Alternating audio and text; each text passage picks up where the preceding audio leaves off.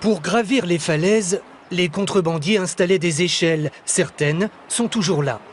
Entre les moustachus de l'époque, pas de quartier et surtout pas le temps de voir le paysage. Nous sommes dans une autre vallée, celle des échelles de la mort. Les contrebandiers à l'époque entretenaient cette réputation de la mort pour éviter que les gens viennent s'y promener tout simplement pour être tranquilles.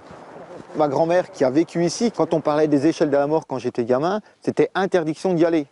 Ça c'était dans les années 1980. Aujourd'hui, on y vient pour retrouver ce petit parfum de soufre, lié aux falaises et à l'histoire. Comme si on rejouait la grande scène du passage de frontières au nez et à la barbe des douaniers. Là, on est dans le cœur vraiment de la contrebande. Là, on passait pas avec son petit sac à dos avec une bouteille d'eau. Là, non, c'était des sacs, des ballots de 15, 20, voire 30 kilos dans le dos. On a vu aussi des images avec des veaux. Et en fait, c'est là où on se dit, mais vraiment, c'était quand même des courageux, quoi. Courageux et costauds, mais aussi très croyants.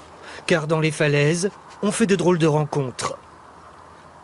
En plusieurs endroits dans la vallée du Doubs, on va retrouver ce genre de petites vierges qui sont toujours placées un petit peu de la même façon, toujours en regardant la Suisse. Soit en protection, soit en remerciement par les contrebandiers suite à une chute dans les falaises.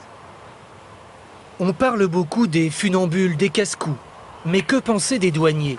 Comment vivaient-ils? Comment travaillaient-ils? Nos préposés des douanes faisaient des tournées avec ce qu'on appelle un barda ou une bagnole dans le dos.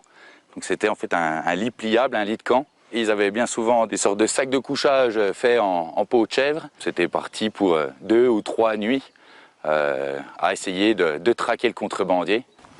Sur ces rochers, près de ces bornes frontières, combien de passages, combien d'arrestations? Tout en haut des belvédères, on peut laisser courir son imagination pour profiter un peu plus du paysage.